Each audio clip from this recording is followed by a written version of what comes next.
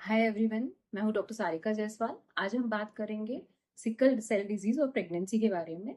Sickle cell disease एक आनुवंशिक बीमारी होती है, मतलब एक जेनेटिक बीमारी होती है जिसमें कि एबनॉर्मल हीमोग्लोबिन होता है।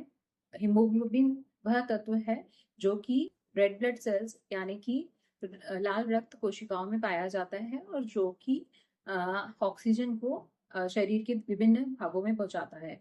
यदि पर्सन में एक एबनॉर्मल हीमोग्लोबिन जीन है जिसे कि एचबीएस कहते हैं, तो यह कंडीशन सिकल सेल ट्रेट कहलाती है। और यदि दोनों ही जीन एबनॉर्मल है, दोनों ही एचबीएस जीन है, तो यह कंडीशन सिकल सेल डिजीज कहलाती है। सिकल सेल इसे इसलिए नाम दिया गया है कि जो एचबीएस है, हीमोग्लोबिन एस है, उसकी वजह से लाल रक्त कोशिकाओं का शेप जो होता है वो सिकल यानी हंसी की तरह हो जाता है, इसलिए इसे सिकल सेल डिजीज कहते हैं।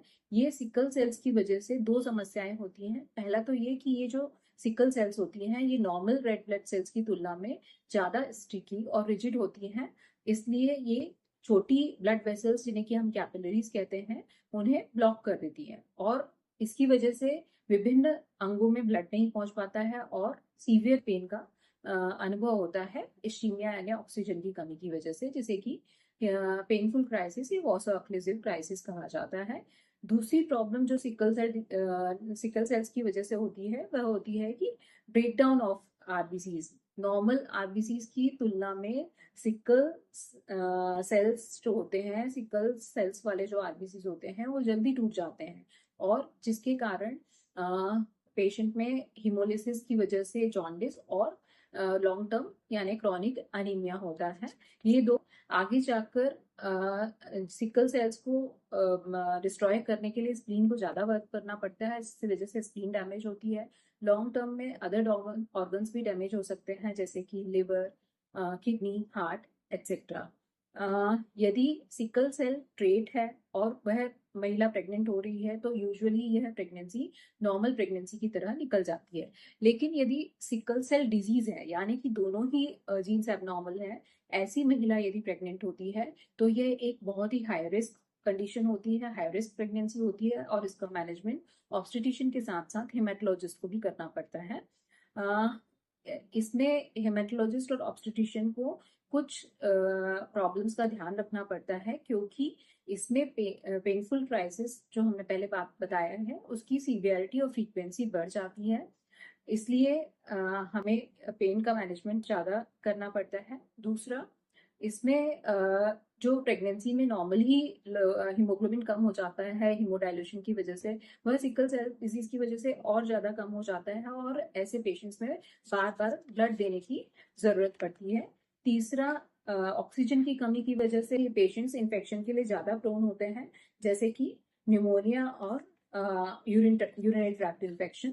थर्ड, सिकल सेल डिजीज वाले पेशेंट्स में बीपी बढ़ने की संभावना, जैसे कि प्री एक्लाम्पसिया कहा जाता है, जो कि खुद में एक बहुत ही हाई रिस्क कंडीशन है, उसकी संभावना ज्यादा होती है। बच्चे में भी प्रॉपर ग्रोथ नहीं हो पाती है, जैसे कि इंट्रायूटेराइन ग्रोथ रिटार्डेशन कहा जाता है। समय से पहले डिलीवरी के चांसेस ज्यादा होते हैं, इसलिए सिकल सेल डिजीज वाले पेशेंट यदि प्रेग्नेंट होते हैं तो उन्हें प्रॉपर मॉनिटरिंग की जरूरत होती है, जिसमें कि frequent antenatal visits, proper BP monitoring, हर महीने हीमोग्लोबिन चेकअप, यदि हीमोग्लोबिन 8 ग्राम से ज्यादा है तो ब्लड ट्रांसफ्यूजन, उनका हाइड्रेशन मेंटेन रखना, इन्फेक्शन प्रिवेंट करना। प्री एक्लैम्पसिया के लिए low dose Ecosprin second trimester में शुरू कर दिया जाता है। इन पेशेंट्स में पेन मैनेजमेंट के लिए आप पैरासिटामोल दे सकते हैं और लेबर के समय, डिलीवरी के समय एपिड्यूरल एनाल्जेसिया दिया जा सकता है। यदि हीमोग्लोबिन 8 ग्राम से कम है तो इन पेशेंट्स में ब्लड ट्रांसफ्यूजन बहुत जरूरी है। इंडियन पेशेंट्स में, सिकल सेल डिजीज वाले पेशेंट में भी हमें आयरन सप्लीमेंट देना जरूरी है। ऐसा नहीं है कि पेशेंट सिकल सेल का है इसलिए हम आयरन नहीं देंगे, सीधे ब्लड चढ़ाएंगे। हमें आयरन देना है और जब जरूरत पड़े तो ब्लड देना है।